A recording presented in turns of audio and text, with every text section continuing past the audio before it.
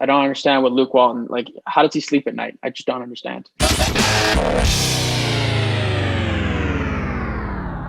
What's up, everybody? Targeting Podcast. Please like and subscribe.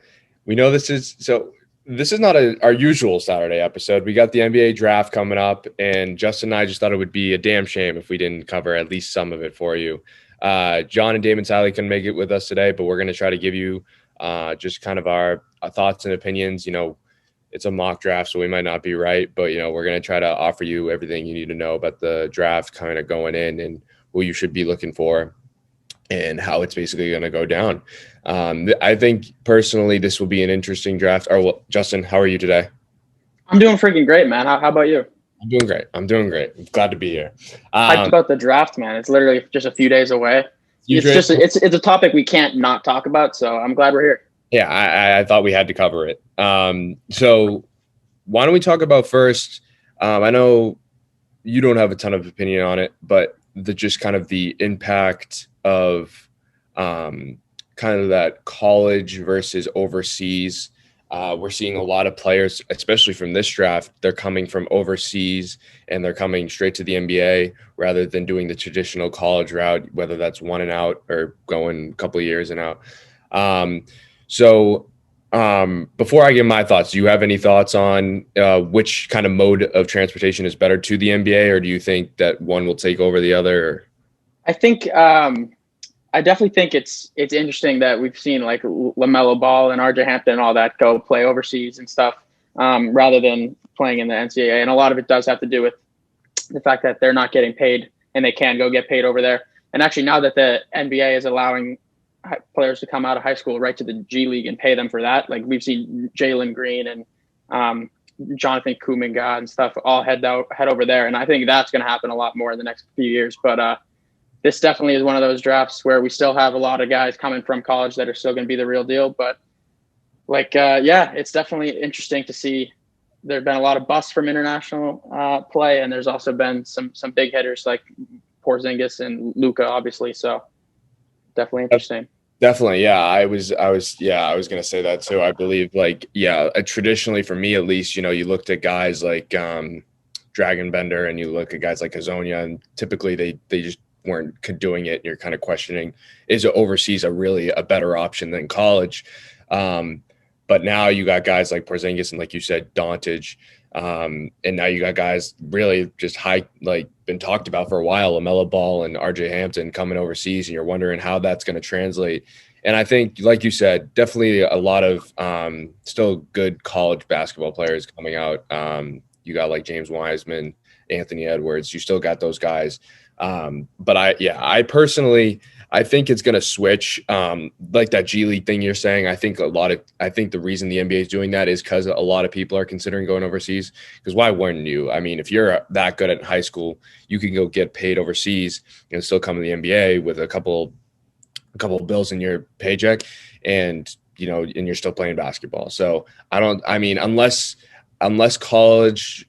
the NCAA is going to start to try to pay players, which I won't get into that too much, then I think they're going to lose a lot of the at least key prospects that they're trying to get. So I don't know if that will take away from the overall value of college basketball, because I think college basketball will still have value no matter what. But I definitely think they'll be interesting to see over the next few years. So definitely. But yeah. All right. Well, now we got that over with. Let's go with the mock draft. So obviously Timberwolves got the first pick. Justin, what do you think? What do you think is going to happen with this pick? Man, so the Timberwolves, first of all, with the first and second pick, obviously I'm sure you're aware as well. There's just been constant rumors that they're both looking to potentially trade out of it with the Warriors and the Timberwolves. Yep. So we'll see what happens, but we'll go ahead and assume that the Warriors and Timberwolves are both drafting here at 1 and 2 for this mock draft that we do right now. But I think Anthony Edwards is the perfect fit. I know they have Malik Beasley at the 2 that they like, except he's actually, I think, he got arrested. He's in some deep shit right now, so I don't even know if they're going to have him coming back. And I think Anthony Edwards is a perfect fit. You already have D'Lo at the 1. You need a 2 guard to come in, and he's a great talent, but LaMelo Ball's been the big rumor that he's the projected number 1 pick. So either way, I think LaMelo Ball, he's obviously got that 6'7" length, so he's still probably growing. That he might not be done at 6'7" there. So he can pass the ball, he can shoot the ball. I think no matter if you go Anthony Edwards or LaMelo Ball, I think it'll work out. I think. But what do you think? Yeah, I agree with you. I thought Anthony Edwards was the unanimous pick just because, he's a lot, in my opinion, a lot safer. He's a good scorer. He doesn't have the greatest shot selection in the world, but he's a pretty good scorer. And I think just from like a logistics perspective, he would fit well into that lineup. I think the question was always, would LaMelo be in Minnesota? I think he wouldn't fall to the 2. He would either go to the 3. So I think from that perspective, whoever Minnesota goes with, Anthony Edwards or LaMelo Ball, they're probably, assuming the Warriors keep their pick, will fall to 3. And I don't know. LaMelo Ball I personally think that the Timberwolves should just stick with Anthony Edwards. I think he has a lot more upside. LaMelo has been playing just a lot. He's obviously a great player. But I don't know how well his game will translate in the NBA. He's such a offensively dominant player, but from that defensive perspective, I mean, Anthony Edwards has to, improve his game there too. But I think he's more willing to do that than necessarily LaMelo would be. So if I'm Minnesota, I'm going to probably go with Anthony Edwards. But I mean, I agree. I'll go with Anthony Edwards as well if I'm Minnesota. I think it's just the right pick. I really want to go with LaMelo, but I think there's just too much question there. He has been playing like overseas, so he might have like a little more professional experience. But as far as just safety goes, I think if you're Minnesota and considering what you have, I think Anthony Edwards is more what you would need to have than LaMelo Ball. But yeah. We'll see. I mean, of course, I'm not sure. I won't be shocked if LaMelo goes 1. Obviously, none of us will. But yeah. But I don't know about you, but I was a little startled to see him get 1 anyways, because Anthony Edwards has, for a while, I think, in my opinion, been talked about for that 1 spot. So I thought that was kind of out of the blue. I agree. And I think the Timberwolves also shouldn't give up on Jarrett Culver yet. I know he didn't have a great rookie year, but it seems like they're already like trying to shop him and move him somewhere. I think you got to hang on to him and keeping him at the 3, having a 4 of obviously I don't know who plays the power forward right now because their best power forward on teams like James Johnson or something, but they'll probably do something in free agency or make a trade or something. But to have D'Lo, Anthony Edwards, Jarrett Culver, and Karl-Anthony Towns, that's quite a nice young core there. I think that worked out nicely. So definitely, and do you think they keep this pick or do you think they try to trade it off?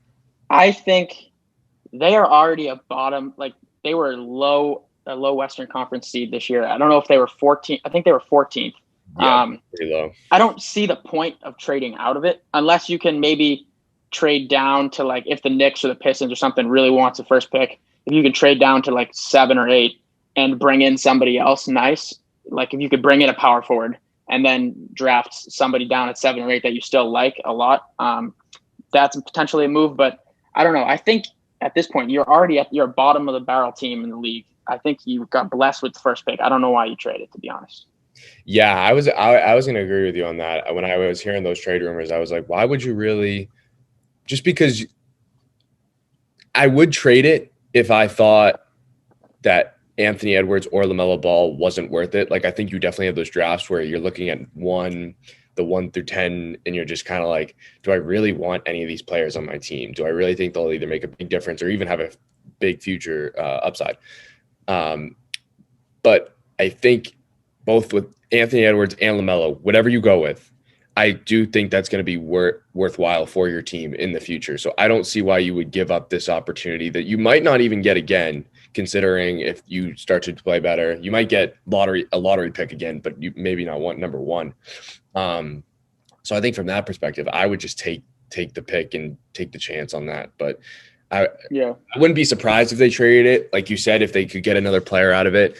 Or I think another thing I would consider is if another team was willing to offer you more picks in the future, first rounders, then maybe consider. I don't know who would be willing to do that, but if they were willing to do that, then I would consider it. But think Anthony Edwards or LaMelo, whoever you go with, I think is going to be worthwhile for your team in the future. So I don't see why you would give up that opportunity personally. But Yeah, no, I agree. But all right. So do you want to move on to the Warriors for number 2? So James Wiseman seems like the perfect fit considering the Warriors won't trade their pick. What are your thoughts on that? Do you think? Yeah, so this is actually quite the opposite of the Timberwolves, where I think that the Warriors, if they can get the right trade, I think they probably should move this pick just for somebody that's on the timeline of Steph and Clay and Draymond, like a win now timeline. If you can move Wiggins and this pick, you have the cap of Wiggins to bring in another guy, another talented player that also is making a lot of money, plus this really valuable pick. I think is an opportunity to bring in somebody really nice. But that trade might not be there because a lot of the players that you might want are already on winning teams, and those teams also don't want the second pick because they also want to win now. So I've seen a lot. There's obviously been a lot of trade rumors about it, but I haven't really seen one trade that's like super enticing for the Warriors to be like, I want to pull the trigger on this trade. There's not that one player that's like obvious to trade this pick for. So if they do end up drafting it, which is definitely a possibility, I do think James Wiseman is the pick because he literally just fits perfectly. I mean, all this whole dynasty that the Warriors have had, they've never had really a good center at all, and it's worked out fine. So it does feel a little bit wasteful for them to pick a center, but I definitely think that if they were to take James Wiseman, they could work him in and get the best out of him. So. Yeah, I agree there. I think if they can try to work a trade, they should try to get a trade. I don't know if James Wiseman is kind of like their overarching goal, but if considering that trade's not there, I think it's a perfect piece in terms of he's a big guy that he's pretty mobile. He's not like a Festus Ezeli. He's not going to stand in the paint and ruin like your entire offense. So I think in that case, if you still have Steph and Clay, I think you can work him in your system where you can kind of have a decent big man, because I think that's always been the Warriors' problem. You got Steph, you got Clay, you'll get like KD and Draymond, and then you'll have Zaza Pachulia, or you'll just have like a no-name center that just isn't really doing anything for you. So I think if they can get a decent center in their roster and still have I mean, I don't know how well James Wiseman will play right off the bat, but I think he's got a lot of potential, and I think he could make kind of a storm in his first year. So we'll see how that works out. But I think unless you have a really good trade option, and that's like a win now, and you're getting a good player, not even a good player in my opinion, you need to have a really just a guy that you're sure will help your roster out or help your team out in that matter. But I think otherwise you have to go with James Wiseman. I think he's a good player. I've just seen him play, and his game's really smooth. I think it would be very dumb to not go for him in the right circumstances, but that's just me. Yeah, I agree. Basically, they're in an incredible position where worst case scenario, they're adding James Wiseman. If they could find a perfect trade, then go ahead and do that. But like they're going to be right back in contention next year. They are in a great spot, so they really can't go wrong here. I think James Wiseman is the pick if they're drafting, though. Yeah, I think he's the pick. I'm having a tough time seeing a trade for the Warriors where a team's going to be, because I just find, I don't know about you, this is my opinion, and of course it could be wrong, but I just find there's not a lot of teams, like especially now, that are trying to build for the future. You have a lot of teams that feel like their time is now and that they deserve a championship. Whether they can or cannot does not really matter. It's more if they feel like they should be going for one. And there's not a lot of teams in the league right now, in my opinion, that are trying to build with the future. I mean, you saw the Celtics when they traded Pierce, Garnett, and Allen for all those picks. That was kind of like that rebuild that you saw. You're like, all right, we're going to be rebuilding for a while. Sixers did the same thing where they're just trying to get as many picks as they can and just try to fill out with these young guys. But it feels like there's not a lot of teams in the league, I don't know, in my personal opinion, that are really trying to just build their future up so that they can kind of exploit that in the future. Everyone feels like their time's now. I don't know how you feel about that, but that's what I've kind of seen. Yeah. No, I completely agree. That's why, like, our debut episode of the pod was, is the next season going to be the best one ever? It literally could be, just because literally all 30 teams feel like they're just going out there trying to win games. Nobody's trying to tank or nothing like that. Everybody wants to win games. Everybody feels they can grab that 8 seed at least on both sides.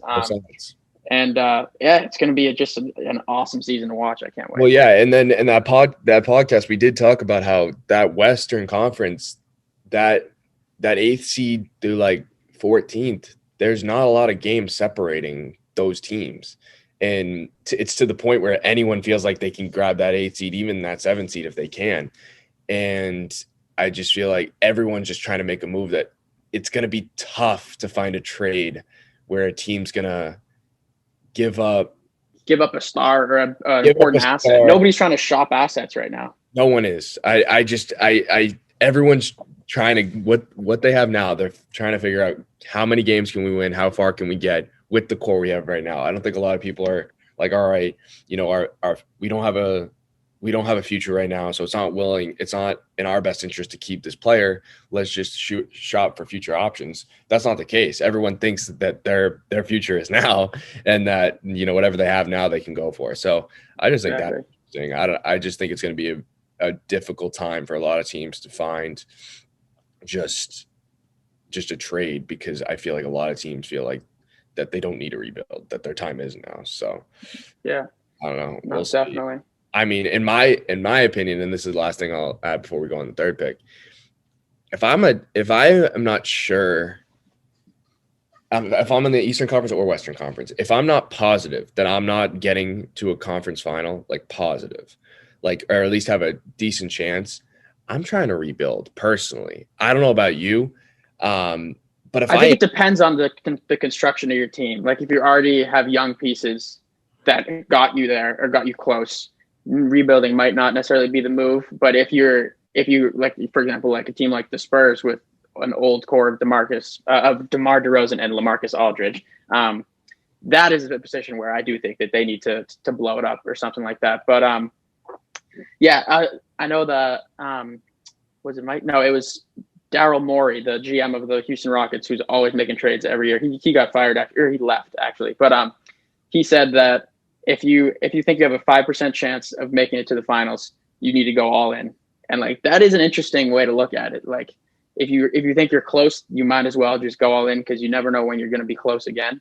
So it just seems like as you said a few minutes ago, like everybody's just thinking that it's their time. Yeah, the 5%. Yeah, that's true. I do see that, and I agree with you. I guess if you have a younger core and you've gotten close, then why not just try to hedge your bet and get there?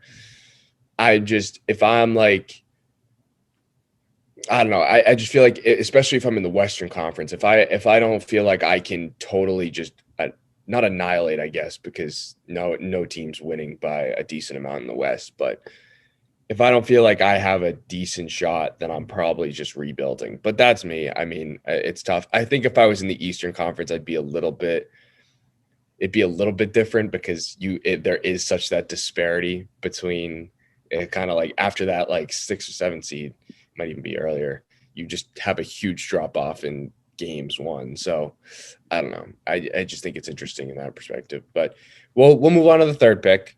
So right now the Hornets got the third pick.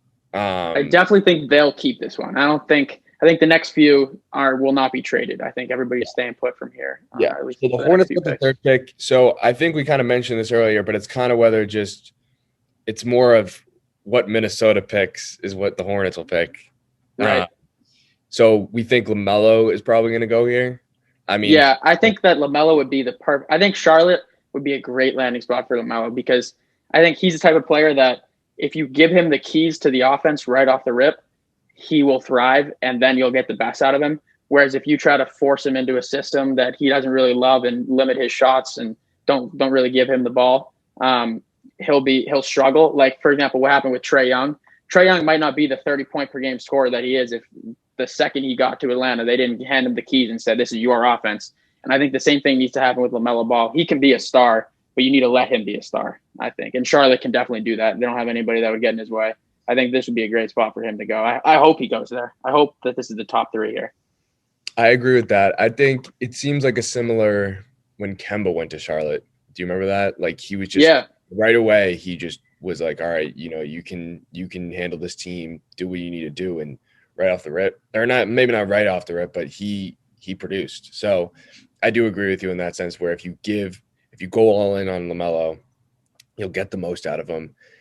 How do you think he'll feel about a smaller market than, I mean, Yeah. well, it's not the biggest basketball team in town, but Yeah, I know. It's like he's definitely a big name. He's probably the biggest name in this draft. So it'd be interesting to see him in Charlotte. I would like to see it. I hate to see all the big market teams just thriving. I mean, I know we're in Boston, and I love when big names come to play for us. But I mean, Kemba Walker's not like the biggest name, but like I hate just everybody flocking to LA or Golden State or whatever. Like, yeah. I'd like to see a Charlotte get a nice piece, and hopefully he'd stay. But I could also see him when his rookie deal is up leaving. But yeah, I agree. I think from that perspective, I would like to see more just overall competition from I mean, it's always nice when you get like a Houston, LA or something like that, or a Boston, LA. No one's going to complain about that. But it'd be nice if some of these lower tier teams like started to get pieces and start to, I don't want them going on dynasties, but obviously, but like a championship here and there would not be, the worst thing. I don't know. yeah, I feel like, especially in the NBA, it's always a big name team that's going to win. I mean, besides when LeBron went to Cleveland, I think there hasn't been a lot of like teams like that where they're winning. Like it's always a Miami, it's always a Boston, it's always a yeah, and that worked out for them because it was his hometown, so he like had incentive to be there. Otherwise, I don't think he would have ever gone. I know he would have never gone back. I don't think he would have. I mean, yeah, if it wasn't his hometown, I don't think he would have. So I think, yeah. And I also think if he wasn't drafted there in the first place, it would have been a lot different. But yeah, I don't know. Yeah, I don't know. But no, yeah, definitely interesting. But I think that obviously Charlotte, they already have basically 2 point guards there with Terry and Devontae Graham. And I love Scary Terry, and Devontae Graham had a great year, but neither of them are enough reason to pass over a talent like LaMelo Ball. Like at this point, it's not about best fit; it's about best talent, and you can't skip over him just because you already have point guards. You need to take him and give him the keys. I think. I agree, but I agree with that, and I think Charlotte will end up doing that. I just think it's going to be hard for Charlotte for Terry and Devontae Graham to like accept that fact. Yeah, because that was Rozier's whole problem with Boston. Do you remember? Like he felt like he just could never get into that starting role, and never. He basically wasn't even starting in Charlotte this year. Like Devontae took his spot. Yeah, I mean he played great. Scary Terry, he put up like 19 and 7 or something. Like he played a very solid season. I loved when he signed that $19 million a year deal. People thought that was an overpay, and like to be honest, that's pretty much exactly what he's worth right now. It's about 19 million for what he did. But he's still he came off the bench a decent amount of games this year behind Devontae, and I can't imagine he was happy about that. Never mind now being like potentially a third string point guard. But at the end of the day, it's a business, and Charlotte's got to do what they got to do. I just feel bad for Scary Terry. I just feel like he never gets he's either got to realize his role. I don't know. I just feel like he's good, just not to the point where like you can like put your whole roster behind him. But yeah, he can't as a starting point guard. He'll always just be, if he's going to be a starting point guard, he's going to be a bottom tier starting point guard, or he could be a high tier 6-man, and he doesn't want to accept that. I think that he got his payday. He got 3 years at 19 million. So I think once this deal is up, from then on out, he will be a 6-man, and he got paid, so he'll be all right. I do get it though. He needed to get his money. He got his bag, and now he'll probably be a 6-man from here on out. But I think he could be a great 6-man. I think he's a really just a dominant 6-man. I wish he accepted that role in Boston and just stayed here for lower money. But no, if he's going to be a 6-man somewhere, he might as well do it in Titletown. For real. And it'd be interesting to see if he would want to do that in the future. But I don't know. Yeah. So for that 4th pick, we got the Bulls. So right now it looks like an international player. I'm going to botch this name. Denny Avdia. Denny Avdia.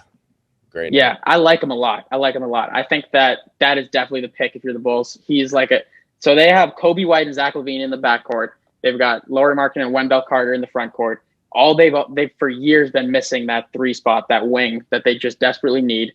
Denny Avdia is the perfect small forward for them. He can shoot the ball very, very well. I think he'd fit in beautifully. And if they were to run that starting 5 with the 4 I just said and Denny at the 3, I think they could definitely grab that 8 seed next year. You think he'll work out in the NBA? You think right off the rip he'll I produce? do. I definitely do. I think he fits perfectly as like a third or fourth or even fifth option. And he can just sit behind that 3 point line and shoot the ball. Or if you want to give him more of a role, he can drive to the cup and do the same. He can be Yeah. dominant that way too. I've watched a decent amount of highlights on him just because like I'm very intrigued by the way he plays and he's real nice. He's real Yeah, nice. I've seen a couple of his plays too, and he does look like a nice player, and I think he'll do well in the Bulls, especially with what the Bulls are trying. I'm excited for what the Bulls are trying to build, and in the Same. future. They finally fired Jim Boylan, the worst coach in the NBA. Yeah, They got a fresh start. They'll yeah. be good. At a fresh start. I'm excited for that Bulls team to kind of make like a little run in the future. But yeah, I think he's a good fit for that team, and I don't really know who else they would want to go for. Yeah, I mean, Obi Toppin's I mean, real nice Opie too. Toppin, I was gonna say. I mean, if But they, they already have their two front court guys that they've taken in the draft the last 3 years, yeah, or 3 years actually. Wow, they've been in the lottery so often. yeah, It's time for them to be good yeah, because Laurie was 3 years. Was Wendell 3 years ago? No, Laurie was 3 years ago. Wendell was 2 years ago, and Kobe was last year. That's been their last three picks. That's crazy. it's wild. Laurie does not feel like he's been in the league for 3 years. Wow. Yeah, yeah, definitely. So I think that's a good fit for them, and I think that will work out with them. And I think it was well said what you said. But so fifth for Cleveland, Obi's probably going to go to Cleveland. Yeah, I mean, definitely. They have so many goddamn guards because they took Darius Garland last year and they already had Colin Sexton. They have Kevin Porter Jr. who's looking nice. They definitely need some front court help, and Obi Toppin to still be there at 5. I think that's a great pick. I love Obi Toppin's game. I think he can really help out that roster, and he's just a big guy who can score. I think he'll help out that team a lot, and I'm excited for what he'll do in Cleveland. I mean, I never liked Cleveland because Cleveland was always Boston's rival, but I think just from a general, like, I'm trying to see them get back to that. Because I loved what LeBron did with Cleveland, and it was like, even like not even being a fan from there, it's tough to just.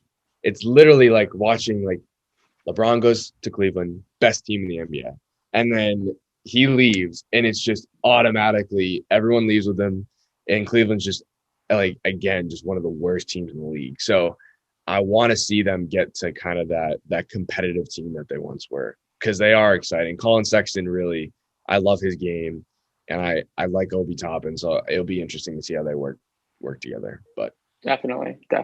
I'll be interested to see if Darius Garland and Colin Sexton can work out together in the backcourt. And I like Kevin Porter a lot too. So if they can run the 1, 2, and 3 with those three guys, it'd be a small backcourt, but look, they're all good players. I hope they can work it out like that, because otherwise, I don't know what exactly they do from there. But I hope that good that they players, can work that out.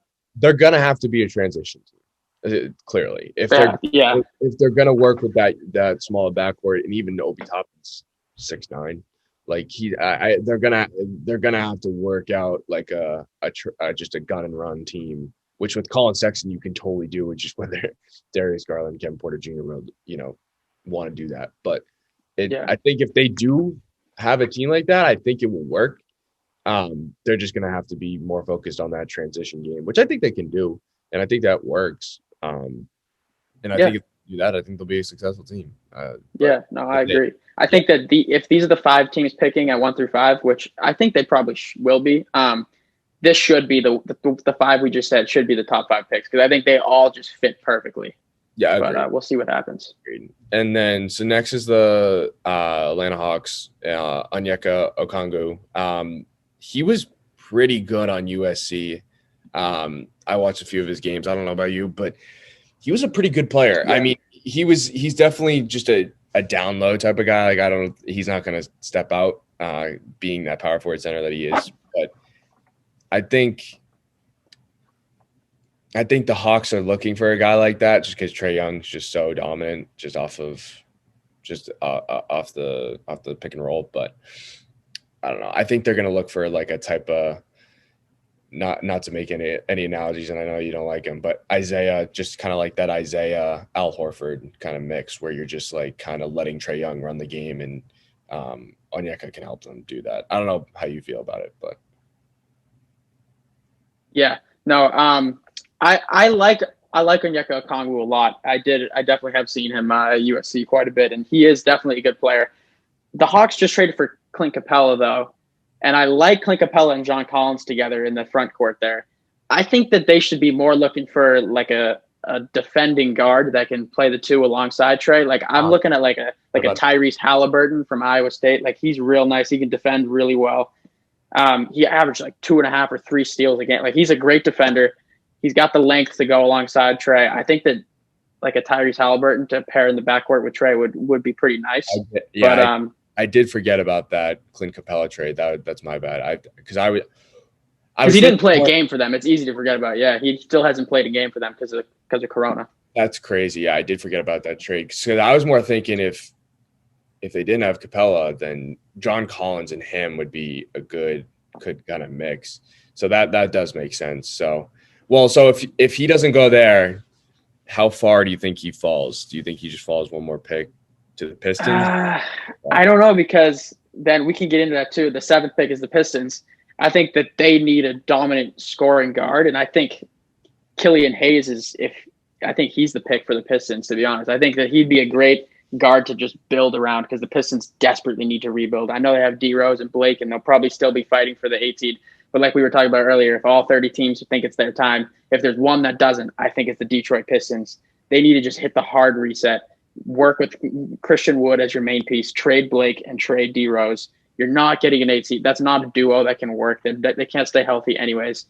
If you could get Killian Hayes, Christian Wood, just try it. It's time to rebuild. It is. I'm sorry, Detroit fans, but it's time to rebuild. Yeah, I agree with that. I was surprised a lot of mock drafts, or at least the one we were looking at, had Killian on the Suns, and I just think that's a D book. That's his team. I don't know, because Killian Hayes is a really good player. I saw a lot of his highlights, and he has a great game. He reminds me a little bit of Harden in this perspective. Harden loves that through the legs kind of step back jumper, and Killian does that a lot, and he's really good at it. And I'm not comparing him to James Harden, but I think he could be a really good guard in the NBA, and I think if he would be good on the Pistons. I don't know how he would fit on the Suns, but I don't know. That'll be interesting. I think this is. Yeah, I definitely don't think Killian will fall to 10. Anyways, I know that this one does have gum on there, but he's too good. He's too good, and he's just a dominant scorer. I just don't see him falling that back, but I don't know. I guess anything could happen. So Pat Williams and Tyrese Halliburton were that 7 and 8, at least on the draft, the mock draft we were looking at. Shout out to tankathon.com. But do you think that they stay at these? Obviously, Pat Williams would have to fall, but Tyrese Halliburton, do you think they would stay at these picks, or do you think they would fall kind of farther down? I'd say Tyrese actually jumps up to the Hawks there. But I think Patrick Williams is going to fall. And he does in a lot of mock drafts. They're looking like he'll probably be a top 10 pick, but I don't think he will be. I definitely do think he'll fall a little bit. Because I don't know. I've watched a lot of him too, and something about him. I don't know. I'm not sold on him. I don't know. But I haven't fallen out of the top 10. But if you ask me, but so the Knicks have that. I still have Onyeka falling too. I feel bad. I love Onyeka Okongwu. I think he's going to be really good. But the Knicks, I don't think he's the right fit with the Knicks either. They already have Mitchell Robinson, and they have Julius Randle, who's not a lot. Like that's not a thing. But I think that they also need a dominant guard, and like it'd be a reach, I guess. But like I'd love like a Cole Anthony fit or something like that for the Knicks. But I guess that probably is too much of a reach at 8. I don't know. Yeah. I think they need a guard that they can just build around as well. Put in the backcourt with RJ. Yeah, it is interesting. This top, a lot of just like the lottery picks, just it's a lot of just guys you wouldn't normally think about. Like I think when we thought about this draft, at least for me, I don't know about you, but I like Josh Green. You got Tyrese Maxey, a lot of these good Cole Anthony. You got a lot of these good guards that you think would go higher, but it looks like teams are trying to snag more of the big man types, like Isaac Okoro's atop. trying to think who else, or Onyeka. They're trying to snag those big men. So I think it's going to be interesting. I don't know. I like Isaac Okoro personally. I think he could go to the Knicks. He's probably the best defender in the draft. He's the best defender in the draft. I think he could go to the Knicks. I could see him staying, though, with that Wizards, but it's tough. I mean, it's tough because, I mean, the top 5 seems so set. Like, it doesn't seem like they'll move that much. But everything after that is just kind of – basically from like 6 to 30, basically, you get great value. It's about making the right selection. Yeah. Like this draft, there's no Zion in this draft, but the depth of this draft is where it really just, it could definitely be one of the better drafts. It could not be, but there's a lot of great players that are going to be going late in this draft. Yeah, and like I was telling you earlier, it's hard to imagine draft like a lot of these second rounders you're looking at and you're like, how are they falling to the second round? Like, I know. Like a lot of them, like Nico Mannion, like Vernon Carey Jr., Jordan Nwora, like Cassius Stanley, like all these guys are like good, like we're great college players, and they're looking to follow this. Like, it's crazy. It's crazy. And to be honest with you, if I'm a team with one of these picks, I'd rather go with one of the guys that were great in college, like the names you just said, or like a Trey Jones, even a Cole Anthony who's supposed to go in the teens. I don't know how he falls out of the top 10, to be honest with you.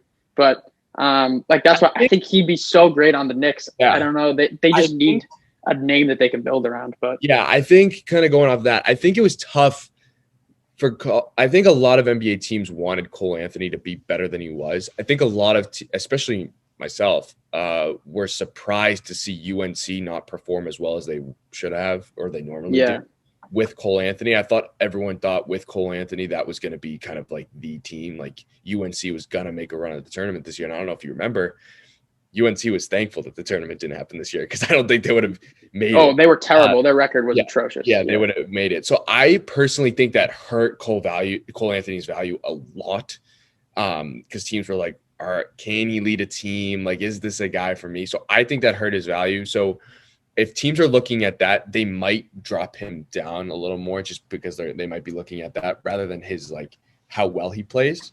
But definitely it's hard to imagine a draft where he's not top 10, but I guess it might happen. It definitely could happen. Yeah, it might happen. And then 9th is the Wizards pick. This is where I had Onyeka Okongwu going, just because I like Thomas Bryant. He's a decent center. He's good offensively, but he doesn't play any defense whatsoever. And Onyeka Okongwu at the 5, even though he's a bit of an undersized 5, no doubt. But I think I'd like that fit because they have Hachimura to play on the wing there, who they like. They like Troy Brown as well, obviously with Wall coming back. The Wizards could mess around and snag an 8 seed as well if they play well. So, yeah, I don't know. I don't see Onyeka Okongwu falling out of the top 10, that's for sure. So I like him here. But what do you think? Yeah, I don't see him falling out of the top 10. I don't think he'll go to the Suns because obviously you have Eaton there. I don't think you need a guy like Onyeka. So I think he'll go. I think the Wizards will pick. I think it's a switch between Okoro and Onyeka if Okoro is still available at that time. I think, yeah. They do kind of need that's solidified big man. So I do see Onyeka going there. I don't see him, like you said, falling out of the top 10 because it's just hard to see a draft again where he's a great player. So yeah, I'm gonna say he probably goes at 9 too. Where do you think? Who do you think goes to the Suns if Killian doesn't go there? Or I think it's tough because you have D-Book and you have DeAndre Ayton. So what are you looking for else on your team to? You could be looking for a point guard to run alongside D-Book, but I don't necessarily know that that's the direction they'll take.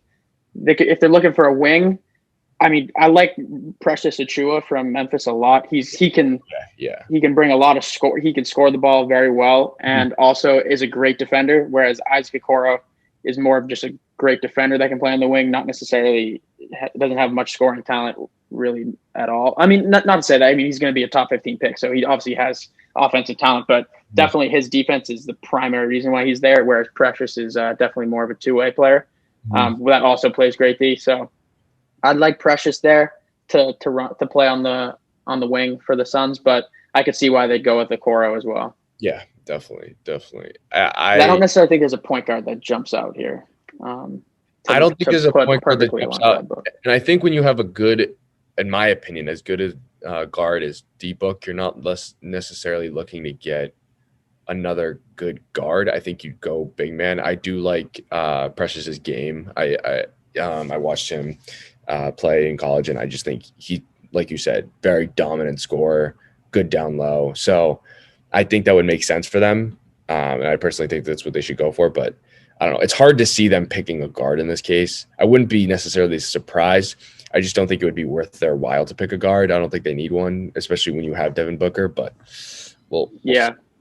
The Spurs, at least in this Spurs, this is where I'd have Isaac Okoro going, just because I think Precious is better than Isaac Okoro. But again, that's looking at a lot of mock drafts around the web, around the internet and shit. Isaac Okoro is looking like he probably won't fall that far, but I personally, after watching a lot on all these guys, like I don't necessarily know what all the hype is about him. So I personally have him going around 11, but I don't know.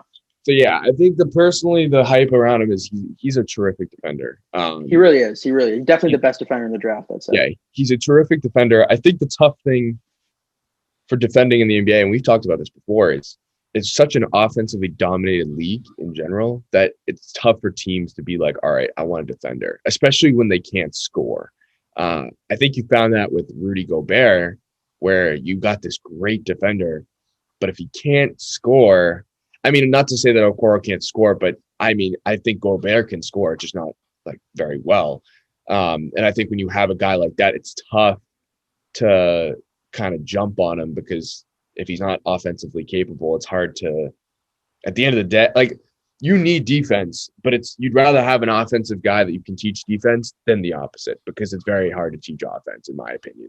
True. I like the way, that's well put. I think the Spurs are also one of those teams that often jumps on like these great defending like guys like this. So agreed. So yeah, I agreed. Like they like kind of like that game. So I think if he was going to go anywhere, I can see the Spurs getting. I think, like you said, Spurs are probably trying to rebuild. I don't know at this point. I think it depends if DeMar leaves, if he leaves. I think they're trying to rebuild. So I think any pick they go for in this scenario will be fine. I don't know. I don't think they can really make a bad pick if they're trying to rebuild, but we'll see. Yeah. No, I agree. Yeah. And then the 12th, you got the Kings. So yeah, definitely. So for me, basically, like there's so many routes any of these people, any of these teams could go with from here on out for the most part. Like it also just depends on who's on the board as well. Aaron Nesmith or Nesmith is a nice pick. He's just like, he was a crazy scorer at Vanderbilt, obviously on a lower caliber team for the NCAA as far as that goes. But he scored the ball very well. I think the Kings need a guy on the wing. They have De'Aaron Fox. They have Bogdanovich or Buddy Hield, whoever they decide to go with. Luke Walton's an absolute moron, but I guess he's still going to be there, so it sucks. But he could play. He play that 3 spot and score the ball very well. They need scoring. They need everything. The Kings need a lot. So I think he would fit nicely. But so yeah, I think he would fit nicely. I think if you're going to go for any player in this draft, I think you should go from the Kings, a small forward or power forward, just because you have De'Aaron Fox there. I can see Nesmith here. I can see Devin Vassell here. So it's tough. They can go anywhere. I think it's another case where I don't necessarily think they can have a bad pick, but who knows? Yeah, I agree. Who knows? I think they, like you said, they can go any route they probably want. So I don't think they can necessarily make it a bad pick. I just think it's at this point how bad Luke Walton's going to screw it up, but we'll see. Yeah. Now that Jim Borland's out of the league, Luke Walton is certainly the worst coach in basketball, and he just needs to be fired. Hands down, he needs to be removed from that roster. Another team, like we were saying, I'd like to see the Kings do well. It feels like they're always just one of the worst teams in the league.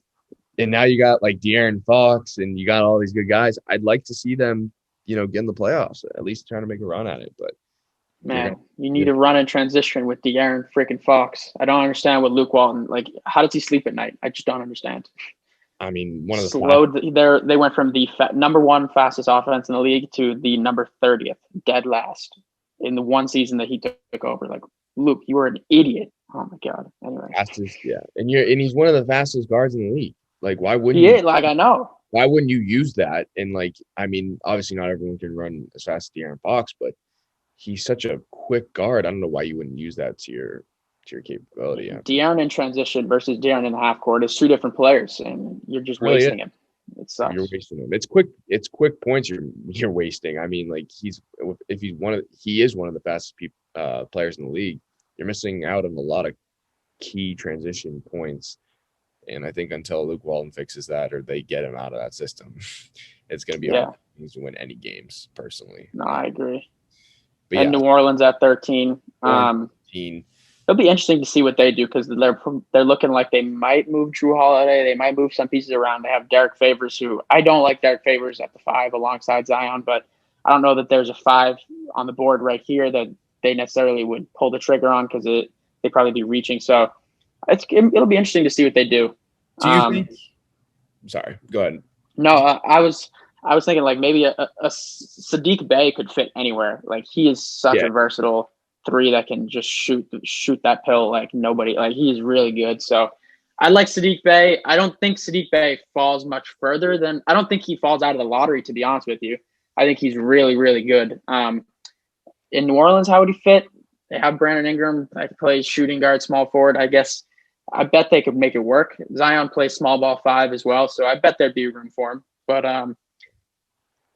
do you see?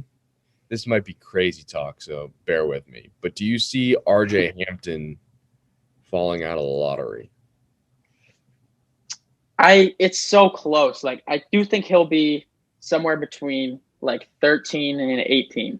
Whether he does fall out of the lottery it's possible. I think that right here they have the Pelicans and the Celtics, the last 2 picks in the lottery here. And I don't know that RJ is a great fit for either. I don't know what you think. I know they have Lonzo, so I don't know that RJ is a perfect piece for New Orleans. If they trade Drew and try to make a RJ and Lonzo backcourt work, it'd be interesting to see. I don't know how well it'd work, but it'd be really cool to watch for a season or two. But it's just hard to imagine, I guess, like I've said earlier, like a draft where he's not a lottery pick just because he's been talked about since he was in high school. So just for me to, like, I guess, accept that he would be out of the lottery, but definitely can see it just because there's not a ton of teams. I don't think he lands on tankathon.com. So shout out to them. I already said that, but that's where I was getting my mock draft. They have him on the Trailblazers. I don't like that at all. I think I personally would say he goes 15th to Orlando. I think Orlando would be perfect for him. Yes. Another spot where you could basically give him the keys in a way where just get the best you can out of him. Let him do what he wants to do and just try to get the best you can out of him because he has a very high ceiling. And if he were to fall to 15 and Orlando still has the opportunity to take him, I definitely think that they need to pull the trigger because I agree. I don't think Portland would be a great fit behind Dame and CJ. They already have 2 ball-dominant guards. Behind Dame and CJ, there's just really no room for him there. And I just don't think – I think you'd be wasting talent to put him at, like, the bench. So I think Orlando would be beautiful for him, actually. Yeah. Because I don't think necessarily Boston would be great for him either. I'd love to see if it could work. Boston, but I don't think he would. Yeah, agreed. And then Boston – I mean, Boston could do – really anything with we might not even be. So we have 3 first-round picks, and all 3 are up in the air for potentially being traded. So who knows? But assuming we draft here, I'd say probably a big would be priority. I like Jalen Smith out of Maryland. He's pretty damn good. I would be happy to see him go there at 14 to us. But I mean, I don't know. I don't know. I personally don't even think we'll keep these picks. Personally, I agree. I mean. I think if we do, it'll probably go for a big man. I think we could get Jalen Smith.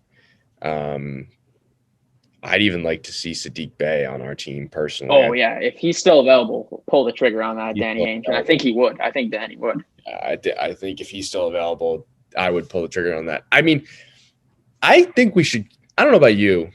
I think we should keep the 14th pick. The only picks I would consider trading are the 26th and the 30th that we have, just because I agree. You can get so much value with 14 in this draft. at 14, you have so much. I mean, there's so much on the board at 14. I don't know how much will be on the board at 26 and 30, and I don't think there'll be a big disparity in terms of. I don't think there's going to be anyone that's key that's picked between 27 and 29. So I think going for the 14th, I'd be willing to pick a player for that. I mean, obviously you can't get everyone because we do have so many just young guys. But it's just amazing how many first rounders we have year in and year out, no matter how good Danny we are. is the GOAT. Danny It is really the GOAT. It's honestly nice to watch. But yeah, I think if I was gonna, I'd go for the 14th pick. I'd try to get whoever the best player is available. I don't even know who you'd call that at that point, and then trading the 26 and 30, I think would make sense. Because how many do we have? Okay, so we have one second rounder, I believe. It's like 47. 47, yeah. We have the second rounder 47. So I think trading that 26th and 30th would be nice. And then even that second rounder, if you want to trade too, that would be nice too.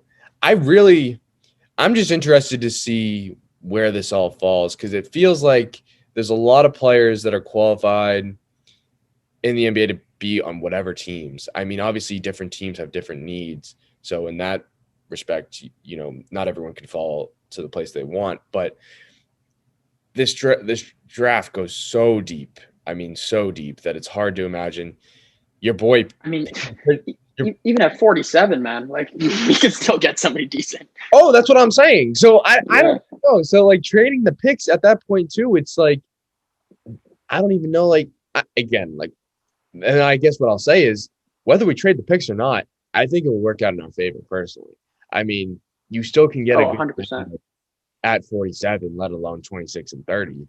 So I think whatever they go with, I mean, I think if you're going to have a lot of picks in any draft, this is the one to have it in, because you can really, I mean, dude, you can even build a team with this draft. Like personally, like you could literally like have 5 picks and that's your future right there. But I don't know. Exactly.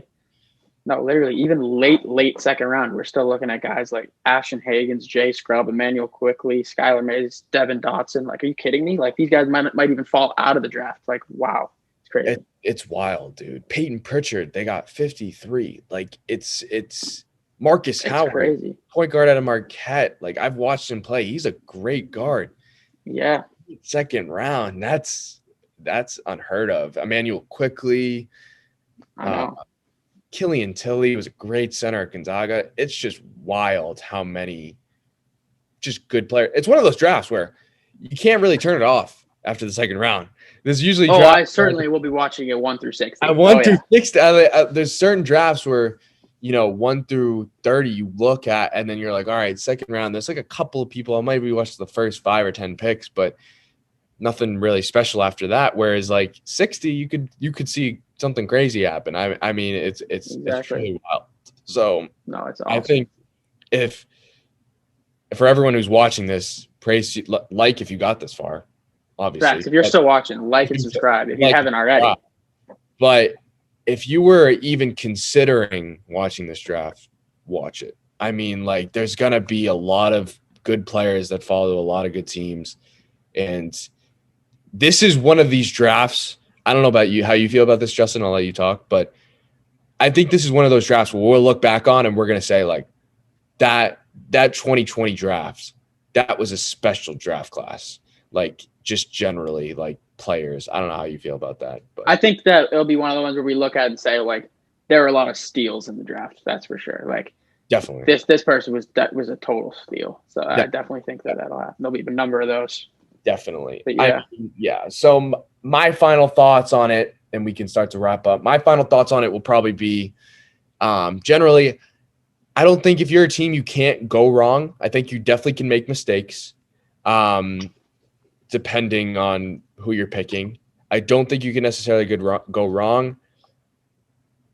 I don't think there'll be a ton of trades, but what I'll say to teams, and not that any teams are going to be watching and care about my opinion, but if you're a team, that's looking to trade in this draft, trade your pick, trade wisely. Make sure you're going to get good value off of them and it's going to be worth your while, because otherwise you could be missing out on guys that could be, they could transform the league. That's my final thoughts. No, I definitely agree. Yeah. And it's just I just can't wait for some real NBA news and shit. Like this week we've got the trade windows opening tomorrow at noon. We've got the draft on Wednesday night. 2 days later, free agency window opens. 2 days after that, signings are available. Like, it's going to be a great few weeks. And definitely, as you said, if you're watching right now, subscribe to the Targeting Pod. We'll be covering it all. And it's going to be a great couple weeks. Post-draft. We're going to do post-draft too. So just kind of free agency stuff. It's really, guys, we're covering everything and anything. We're still young in the podcast, but it's going to be exciting for sports coming around. I think we're starting to see kind of just a rebound in sports news and everything like that. And if you want to follow it all and you want to hear us talk about it, like and subscribe, baby. We're going to be covering it all. Comment what you would like us to hear. Comment us your thoughts. Let us know where you think your favorite players are going to go in the draft. We'd love to hear it. Exactly. And yeah, we're here for a good time. So the last thing I will say is that this morning it came out that Dennis Schroeder is headed to the Los Angeles Lakers for Danny Green in the 28th pick. So that's pretty crazy. Yes. So Dennis Schroeder is headed to the Lakers. So repeat that, Justin. I might have talked over it. It's for Danny Green in the 28th pick. I think Dennis Schroeder's he's going to fit great in LA. They definitely need a point guard. I mean, obviously floating between Avery Bradley and Alex Caruso and Rajon Rondo it worked out. They won a championship, but having Schroeder is no doubt an upgrade. I think that'll be nice. They didn't have to give up too much. Definitely. So definitely that's great news. And yeah, we'll be covering the draft. The draft is this Wednesday, I believe. This Wednesday, 8 p.m. This Wednesday, 8 p.m. Tune into the NBA draft and watch all these players go to different places. And we can't wait. Come back here on Saturday. Watch us talk about it. Come back here on Saturday to see post-draft analysis and just we'll have John and Damon back on Saturday. Don't worry. On Saturday. So we'll talk about post-draft analysis and how it went and how our thoughts on it. As always, like we said it a billion times, made it this far, like and subscribe. Come on. Get on the train. Thanks. Get on the train. Well, we release episodes every Saturday.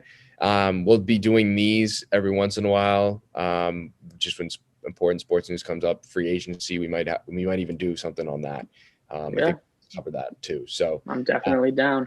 Like and subscribe to stay on the ride. Justin, I hope you have a great rest of your day. And same with you, bro. It's been real, man. It's been real, and we'll talk to you guys later. Thanks for tuning in. Peace.